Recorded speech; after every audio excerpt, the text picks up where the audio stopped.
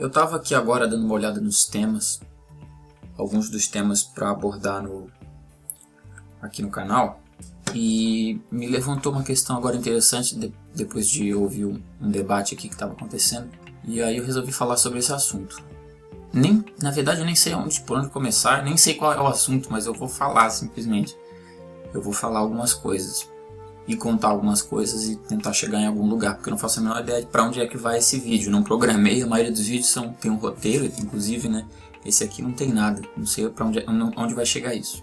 Mas assim, eu me lembro na adolescência, ensino médio, 14, 15, 16 anos ali no ensino médio, eu não tive absolutamente nenhuma educação sobre temas a respeito do que é o cristianismo, do que é a pessoa de Cristo, das importâncias históricas, antropológicas, metafísicas e filosóficas e teológicas e cosmológicas da Bíblia.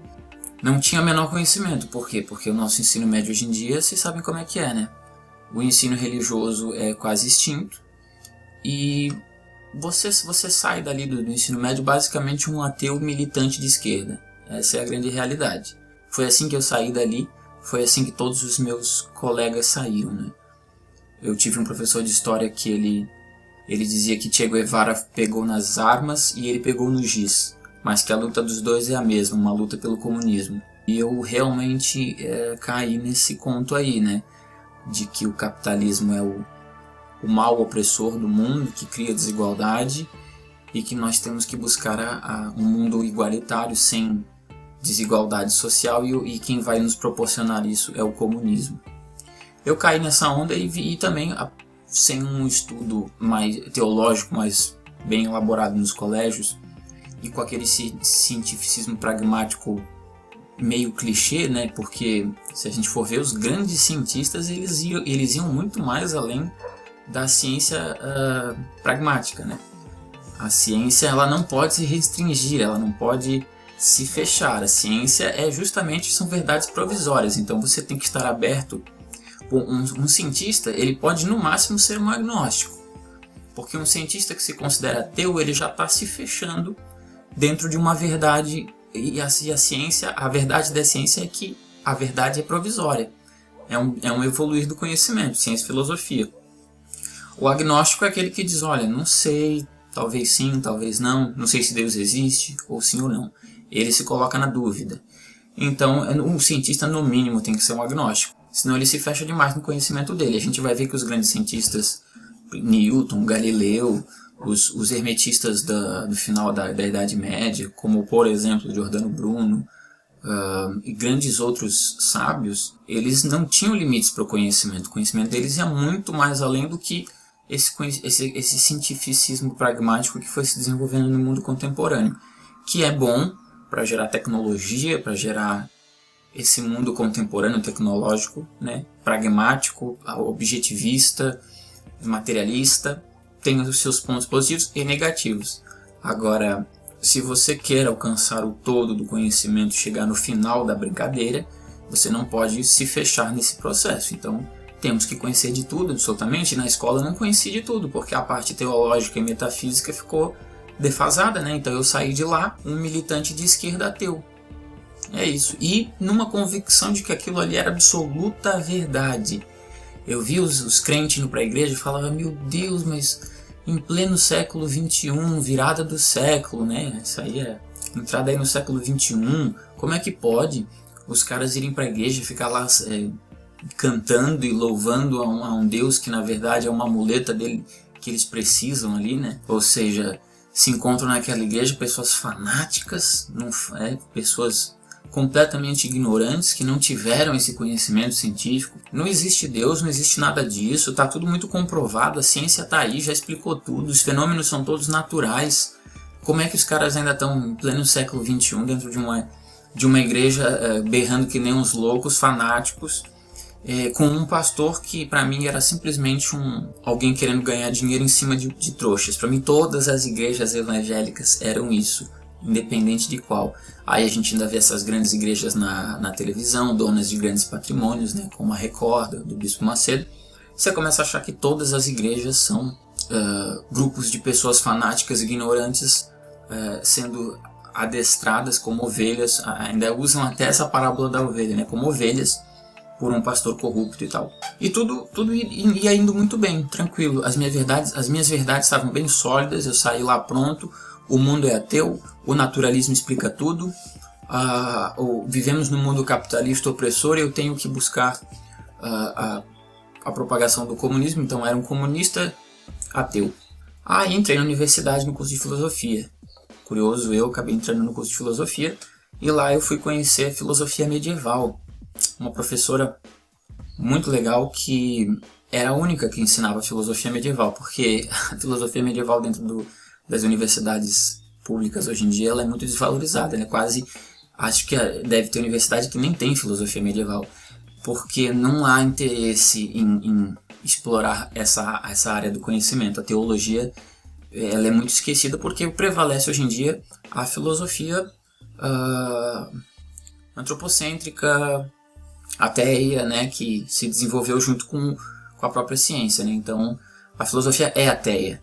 Todos os filósofos são ateus hoje em dia. É muito difícil um filósofo que não seja ateu, principalmente dos conhecidos. Resta o William Lane Craig, que é o único que é um filósofo de categoria e que não é ateu.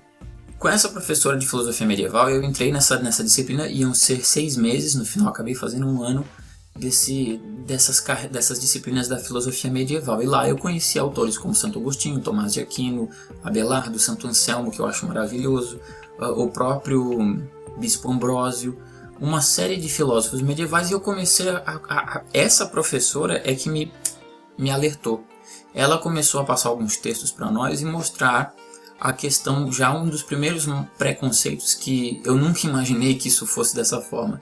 A questão da Idade Média, da Igreja Católica, dos 1000 anos de medievalismo, da era cristã. Eu saí do ensino médio basicamente acreditando que a Idade Média foram 1000 anos de uma obscuridade monstruosa, né, onde nada se aprendeu, nada se fez, não houve filosofia, não houve ciência, não houve desenvolvimento social algum. A Idade Média foram 1000 anos de uma Igreja Católica perversa, sádica, opressora, que através de um livro bem elaborado por dominadores, né, controla o mundo e tenta dominar o mundo através da imposição de uma religião dogmática, né, que era o cristianismo. Para mim era isso o medievalismo, né? Os 1000 anos de idade medieval para mim. Aí a professora veio e falou: olha, eu vou mostrar um outro lado aqui para vocês, de que talvez essa lenda negra, essa lenda de uma idade obscura, idade média obscura, talvez isso seja um mito. E se a gente for investigar de fato os dados históricos, a gente vai ver que a coisa não funciona bem dessa forma. E dito e feito, eu passei a estudar a Idade Média com outros olhos um pouquinho mais abertos, né, para sair um pouco dessa lenda negra de uma igreja obscura, de uma igreja sádica em um período obscuro da história. E você começa a ver que o buraco é muito mais embaixo, a história é outra. A Idade Média, a era cristã, ela teve avanços fantásticos na filosofia, na ciência, nas questões sociais, principalmente a questão... a gente vê as feministas hoje em dia entrando dentro de igrejas de seios de fora no meio da missa, jogando água num padre, esse tipo de cena, né? Ou seja, as feministas diziam o seguinte: a Igreja Católica e a era cristã foram os períodos de maior opressão da mulher. A mulher foi tão oprimida, tão subjugada, transformada em objeto, e elas atacam a Igreja Católica porque vem na Igreja Católica esse símbolo de o ápice do que há de opressor. E né, a Igreja Católica hoje em dia, para essas pessoas que lutam por essas pautas da esquerda, né, das minorias, a Igreja Católica é o alvo, né? É como se ela fosse realmente, representa um patriarcado opressor. E essas feministas, elas não poderiam estar mais equivocadas. Parece que nunca abriram um livro de história, pelo amor de Deus. É uma ignorância que eu fico assustado de ver. As mulheres nunca tiveram tantos direitos e tanta dignidade quanto na Idade Medieval. A Igreja trouxe caráter à pessoa, inclusive a mulher. Mulheres, homens e crianças ganharam um status de pessoa. O próprio conceito persona nasceu durante a Idade Média com o evoluir da filosofia medieval. Na Grécia, mulher era objeto. Mulheres, crianças e escravos não eram cidadãos, ou seja, eram objetos de consumo, de uso. Só os homens eram considerados cidadãos. Os atenienses, vocês sabem como é que é, né? Grécia e Roma, sim. Nessas sociedades onde adorava-se o sol invictus, por exemplo, né, sociedades pagãs, o conceito de pessoa era muito pouco desenvolvido. Então era patriarcado mesmo. O homem, ele poderia matar um filho, era um infanticídio. A mulher era realmente reclusa ao lar, não tinha participação na política, no meio social algum. As mulheres, como é ainda o mundo islâmico, né? Vocês observem a evolução, né? Enquanto que na Europa, onde prevaleceu o cristianismo durante 1000 anos de Idade Média, nós temos hoje em dia mulheres que ganharam status onde jamais se viu antes. Vivemos em uma sociedade hoje em dia, por exemplo, no Brasil, onde mulheres não precisam serem objetos. O grande articulador de tudo isso não foram os movimentos feministas das últimas décadas aqui do mundo quase contemporâneo, né? Os movimentos feministas do século passado não foram eles de fato. Eles deram muitos direitos, deram, mas a condição que a igreja medieval, que o medievalismo cristão trouxe à mulher é muito maior. Porque observe, faça só a comparação entre o Islã e o cristianismo para vocês verem a liberdade que as mulheres têm em relação a eles. Eles continuam no Velho Testamento, o Islã, no olho por olho, dente por dente. As mulheres ali são tratadas como eram tratadas na época pré-cristã, onde prevalecia literalmente a lei de Italião, né? Os cristãos abandonaram a lei de Italião e entraram na lei do perdão, do dar a outra face. Jesus Cristo institui o perdão e o ser humano ganha estatutos de pessoas. Surge o conceito persona, que vai sendo elaborado pelos filósofos medievais, e a mulher passa a ter participação na política. Eu tenho um vídeo sobre isso, eu nem vou mais falar, né? Não era nem esse o ponto que eu queria falar nesse vídeo. A mulher ganhou participação política, elas podiam ser rainhas. Em que outro período da história antiga você ouviu falar em rainhas? Você ouviu falar em imperadores, em reis. Agora, rei e rainha, o Game of Thrones aí, que a gente vê toda hora, esse clima mais medieval, as rainhas, elas tinham poder. Assista o vídeo que a gente tem no canal, chamado A Idade Média Compreendida, onde eu falo sobre tudo isso, mas eu nem queria falar sobre isso nesse vídeo. Como eu falei, eu estou só falando aqui, eu não programei nada aqui, eu estou apenas seguindo alguns caminhos aqui. Então assim, eu vejo que falta um pouco de compreensão a respeito do conceito básico de religião, né? Religião não é uma muleta para as pessoas se apoiarem, ou um sistema criado para puro controle e adestramento das pessoas, né? E de fato esse não é o conceito, né? Eu tenho visto muito isso, o pessoal que se afirma como antirreligiosos, né? Tenho a minha fé, eu acredito em Deus, eu tenho a minha fé, mas eu odeio os sistemas religiosos porque todos eles servem para prender as pessoas, enganar as pessoas ou servir de muleta. E na verdade, religião é o quê? Religião é uma construção natural dos grupos sociais, é uma construção natural das grandes civilizações, principalmente. Então a gente vê que, na medida em que surge um grupo social, que surge um povoado, uma civilização, e sabendo que somos seres humanos e temos a consciência do eu e a capacidade de nos darmos conta de que existe um universo ao nosso redor, a primeira pergunta que o ser humano faz é: da onde isso tudo veio, por que isso tudo existe, qual a explicação para isso tudo? Então as religiões, elas surgem dentro de um processo histórico, né, e refletem a própria identidade de um povo. É daí que surgem as religiões. Se você for ver, né, as grandes populações, as grandes civilizações, todas elas desenvolvem um sistema religioso como uma própria identidade, como uma forma desse grupo social compreender o mundo ao seu redor. São sistemas de compreensão do universo, ou seja, sistemas cosmológicos, e também com viés moral, né, para organizar as sociedades. Então a gente vê, por exemplo, como que você vai falar nos judeus sem falar no judaísmo? Não há separação entre judeus e judaísmo, não há separação entre os chineses e o budismo ou as religiões chinesas, não há separação entre os africanos e as religiões africanas. Então elas não surgem, essas religiões, elas não surgem de um grupo que quer dominar aquela população ou uma necessidade de servir de suporte ou de muleta para pessoas que precisam de algum apoio psicológico, as religiões não surgem dessa forma. Elas surgem dentro de um desenvolvimento histórico, no momento em que as civilizações começam a compreender quem são elas próprias e o que é o universo. Então eu tenho visto muitos clichês. Muitas pessoas têm esse tipo de opinião. Eu odeio religiões, religiões servem para dominar. E o problema está no ser humano, né? A partir do momento que o ser humano, que é corrupto, é maldoso, tem interesse próprio, né? E o ser humano utiliza desses sistemas de compreensão do universo, sistemas morais, utiliza da identidade desses povos para o domínio. Então a gente vai ver isso em todos os sistemas religiosos e também não religiosos. Você vai ver o ser humano dominando e se aproveitando para os próprios interesses em todos os sistemas políticos, religiosos, econômicos, etc. e tal.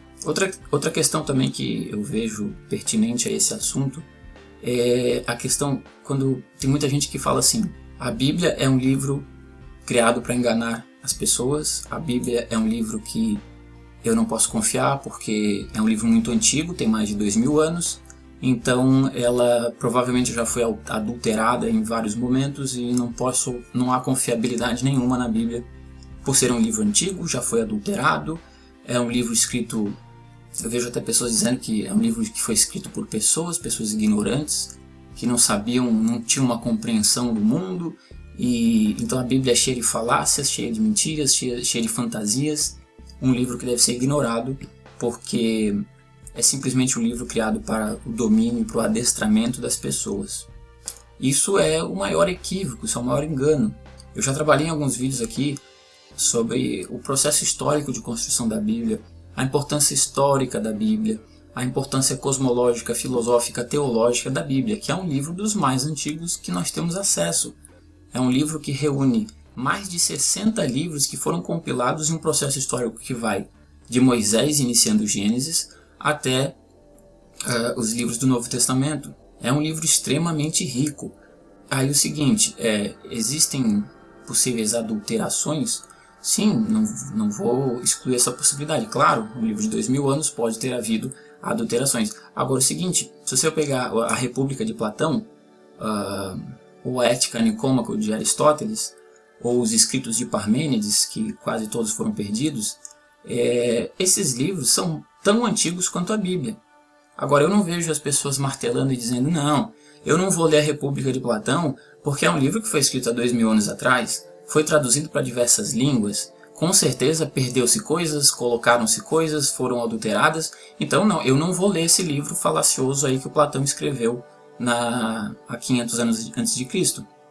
E ninguém fala isso. É um livro que é utilizado por estudiosos e por pessoas do mundo todo, então é um clichê atacar a Bíblia e dizer que é um livro que foi adulterado e por isso não tem a menor validade. Então a gente tem que pegar todos os livros que foram escritos nesse decorrer histórico aí de 2000 anos e excluí-los também. Não faz sentido, tá entendendo? Eu penso da seguinte forma: se foram adulterados partes da Bíblia, você tá com uma rincha com isso, você se sente mal com isso, então faz o seguinte: leia a Bíblia inteira, estude profundamente teologia, estude história, estude o desenvolvimento e a construção histórica da Bíblia, vai aprender aramaico, vai aprender latim, vai conhecer as versões antigas, a Septuaginta, a Vulgata, as versões originais mais antigas da Bíblia, faça um estudo e se torne um especialista, que aí você vai poder identificar aonde foram feitas essas tais adulterações. Então, em vez de reclamar do problema, é adulterado, não vou ler, vou crucificar este livro. Não. Se você está com problema com isso, estude para que você saiba reconhecer onde é que estão esses enganos. Então, não adianta ficar só chorando sobre o leite derramado. Faça alguma coisa. Por exemplo, eu estava agora aqui andando pelo Facebook e vi uma enquete em um grupo onde a enquete dizia o seguinte: eu vou pegar aqui no celular para dar uma olhada e vou mostrar a foto para vocês. Então tá aqui a enquete do Facebook, diz assim: para você, a Bíblia significa, primeira opção, um livro com 50% de verdade e 50% de mentira. Opção 2, um livro sagrado. Opção 3, um livro de contos de fadas. E opção 4, um livro comum. Eu olhei para essa enquete e falei, mas que enquete boba. Não vai fazer uma enquete, faça um negócio mais complexo, um pouquinho mais bem elaborado, né? Então assim, um livro com 50% de verdade, 50% de mentira. A questão não é se é verdade ou se a Bíblia não precisa ser verdade ou mentira. São mais de 60 livros escritos num período histórico riquíssimo. Escrito por... Gente, é tanta história ali, se você pegar do início, que vai de Moisés até a crucificação de Cristo, os apóstolos e os escritores do Novo Testamento, você tem aí uma riqueza inacreditável. Então, não é uma questão de ser 50% verdade ou falsidade. É um livro histórico, um livro importante, um livro rico. Deve ser lido, deve ser compreendido. Você não precisa ler a Bíblia a nível de ser um livro sagrado. Leia ela com olhos antropológicos, com olhos históricos, com olhos filosóficos. Opção 2, um livro sagrado. Para aqueles que fazem parte da religião cristã, veem na Bíblia de fato um livro sagrado. Não porque ela foi escrita por Deus, Deus não escreveu com as mãos. Aí outras pessoas vão dizer, não, ela não tem a menor verdade porque foi escrita por homens e não por Deus. Claro que não, nem uma coisa nem outra. Ela foi escrita por homens, inspirados, vamos dizer, pelo Espírito Santo, né? Inspirados, imbuídos ali de aquilo que eles acreditavam. Estavam ali, como creem os cristãos, né? Eles estavam imbuídos da força do Espírito Santo, da força de Deus, que os usou ali de caminho para que aquilo fosse escrito. Então foi escrito por homens, mediante a operação de Deus. Um livro de contos de fadas. Essa aqui realmente é o maior dos clichês, né? Como assim contos de fadas? Quer dizer que o Êxodo é um conto de fadas? Né? A fuga dos judeus do Egito, isso são dados históricos, esses eventos aconteceram. A Bíblia ela é carregada de eventos históricos. Por exemplo, a descoberta de Petra, né? Lá perto de Jerusalém, na região sul de Jerusalém, né? Nas falésias, né? Nos cânions que foi descoberta a cidade de Petra. Ela foi descoberta por alguns arqueólogos e historiadores que utilizaram a Bíblia como um dos elementos de apoio para poder encontrar essa cidade perdida. Então assim, é um livro rico historicamente. As partes em que, vamos dizer, são contos de fadas, não são contos de fadas, são alegorias, são metáforas, né? O mito da caverna de Platão não é um conto de fadas. Contos de fadas são histórias folclóricas de caráter mítico, de caráter ficcional, que não tem nenhum paralelo com nenhum tipo de realidade. São simplesmente histórias fantasiosas. Agora, alegorias, por exemplo, o mito da caverna de Platão, é uma alegoria, ou seja, uma história simplificada que cada elemento dela existe um paralelo com elementos abstratos, né? Uma teoria abstrata que foi traduzida numa alegoria. Quando você lê Eva e Adão, por exemplo, ou outros contos alegóricos da Bíblia, são simplificações, ou seja, você traz aquilo para um comum, ou seja, com um jardim, com a Eva e Adão, o fruto, a serpente, Deus, aquilo tudo ali para você explicar questões extremamente complexas e abstratas que até hoje a humanidade busca entendimento, ou seja, o livre-arbítrio, por exemplo, a questão de Eva e Adão e o fruto é uma questão ali sobre o livre-arbítrio, tão sutil que foi necessário criar-se ali uma alegoria para poder dar vazão a essas ideias abstratas. Outras pessoas acham que a Eva e Adão é um conto literal. Eu vou mais para o lado de que aquilo seja uma espécie de alegoria para explicar questões muito sutis. E por fim diz aqui, última opção da enquete, um livro comum. Bom, comum não é. Comum não pode ser, porque é um livro que foi escrito num processo de 1000 anos, com reis, profetas, pessoas de alto intelecto que escreveram a Bíblia, né? Foram pessoas que estiveram engajadas em processos históricos únicos. A figura de Moisés, por exemplo, Moisés era filho de um faraó, envolvido naquela história de ter sido adotado, filho de escravos, liderou uma civilização inteira diante de um deserto, em busca de um retorno à Terra Prometida, etc. Era um general, um líder político, um visionário, Meu Deus, são pessoas de alto nível que escreveram esse livro, que é absolutamente único. Como outros livros de outras religiões são absolutamente únicos, são livros que Não tem um segundo. A história é uma só, ela é linear. Ela aconteceu, aquilo foi registrado e nós temos peças únicas como a Bíblia, por exemplo. Então, comum eu não posso dizer que ela seja.